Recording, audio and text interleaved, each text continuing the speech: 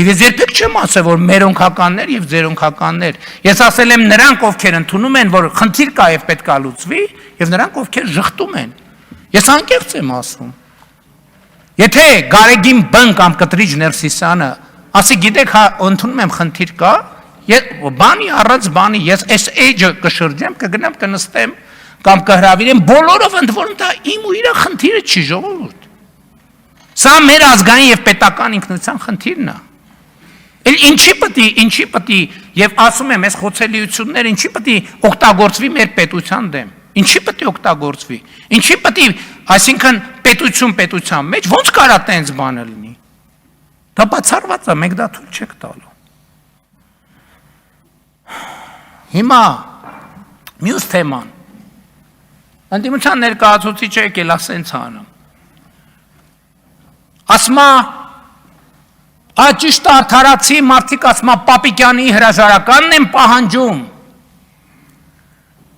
բանակում տեղի ունեցող իրադարձությունների։ Ասма բայց չէ, ես չգիտեմ ոնց է ասում, ինչ է ասում։ Հա, իմ հրաժարականն է պահանջում։ Եկեք նայենք, ասենք 2002 թվին 24 դեպք։ Բասեր Սարգսյանն ու Ռոբերտ Քոչարյանն ինչի չեն հրաժարական տվել, Գեգամ Մանուկյան։ 2003-ին 15, 16, 2004-ին, բա Ռոբերտ Քոչարյանը խի չի հրաժարական տվել։ Սերժ Սարգսյանն էլ եղել է պաշտպանության նախարար։ Հետո Սերժ Սարգսյանը եղել է բռնազավթելով եղել է նախագահ, Սեյրան Օհանյանը եղել է պաշտպանության նախարար։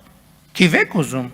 2010 թվական 21 դեպք սպանության եւ ինքնասպան, բախի չեք հրաժարական տվել։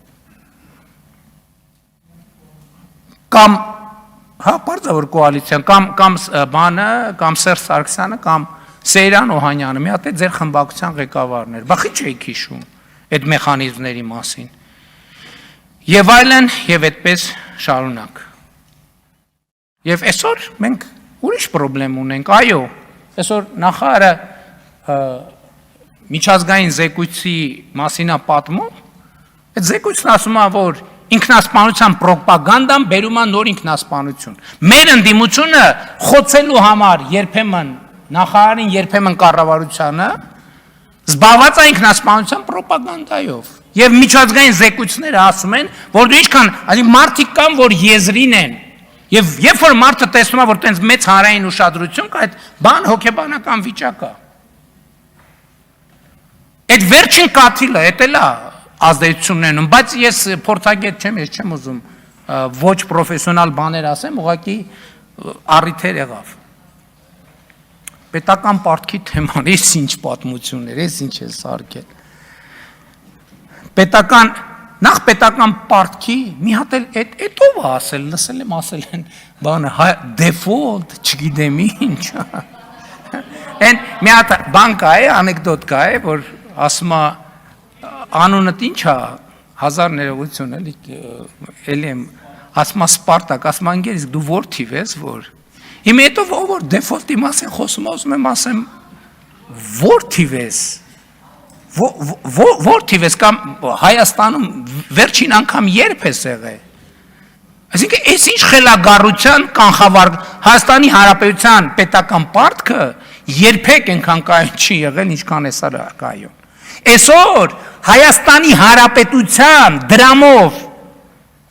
պետական պարտատոմսերը միջազգային ներդրողները գալիս են առնում են։ Ճիշտ է, պարոն ֆինանսների նախարար, թե ճիշտ։ Սենց բան երբ ա եղել վերջին անգամ ընդհանրապես։ Պարտքի հետ կապված։ Ուրեմն պարտքը հյուսիս հարավը, որ կառուցվել է, ժողովուրդ, մեր պարտքի թիվը աճել է։ Իրանք այդ թվում խմբակցության ղեկավարի Հայրիկի ժամանակ ստորագրել են, այդ պարտքը ստանձնել են, հյուսիս հարավը չեն ոչ մի գործ չեն արել են Արտաշատի ձեզ հայտնի կտորը, որը դարել է արբիտրաժ միջազգային, ինչքան բան, թալան, այդ պարտքը կախած է եղել, գործը չի արված եղել, եւ Հայաստանի Հանրապետությունը դրա համար տուգանքներ վճարելիս է եղել, որ վարկը ստորագրել է, գործը չի արել։ Հիմա Երևան Գյումրին պատրաստ է, այդ պարտքը արդեն սկսում է արտահայտվել։ Հյուսիս հարավի ագարակ քաջարանը մեծ տեմպերով կառուցվում է։ Իրանց ժամանակվա ստորագրած վարկային պարտավորություններն են եւ վարկային պայմանագրերն են։ Եվ այդ պարտքը սկսում է արտահայտվել։ Երկրորդը մայիսի 28-ին ամբիոնից աստծի ցույց տվեցինք։ Եթե պարտքի հետ կապված նենց դուք հեցի պարտքի մասին խոսեք, տարել են հեցի Հայաստանի ռազմավարական կրիտիկական ենթակառուցվածքի բաժնետոմսերի 100%-ը գրավ են դրել։ 140 այդ ամբողջը չի։ Ու պարտք են վերցրել։ Հեցը տարել են գրավ են դրել աշխարհի չգիտեմ որտեղ, ու պարտք են վերցրել։ Ու հեցը անցած տարվա մեր ստացման կառավարությունը 143 միլիարդ դրամի պարտք ունեցել։ 143 միլիարդ դրամի։ Ու այս պարտքի պայմաններում, ու այս պարտքի մի մասն գիտեք ինչա։ Հայաստանի բանկերից տոկոսով վարկ են վերցրել, իրանց հարազատներին առանց տոկոսի տվել են։ Հետո իրանք Հայաստանի տնտեսության կոնկրետ ճյուղեր ոչնչացրել են։ Որովհետև գնումների ամբողջ համակարգը քանդել են, մարդիկ ինձ լացելով նամակներ են գրել։ Որովհետև այն ինչ պետք է մրցութային ընթացակարգերով ձեռք բերեին, ամբողջ առել են իրանց բարեկամներից, հարազատներից, այս հենց ջանդամ, հեծը վարկա վերցրել տոկոսով,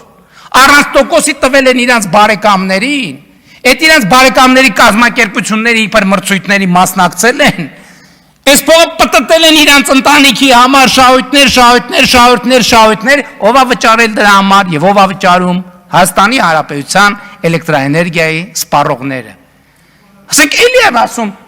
ով լեգիտիմությունից խոսի, դուք ասենք տանձից խնձորից տենց բաներից խոսի, ով պարտքից խոսի, դուք տանձից խնձորից բանից տենց բաներից խոսի։ Լավ ամեն ինչ պետք է չափ ունենա, չէ՞։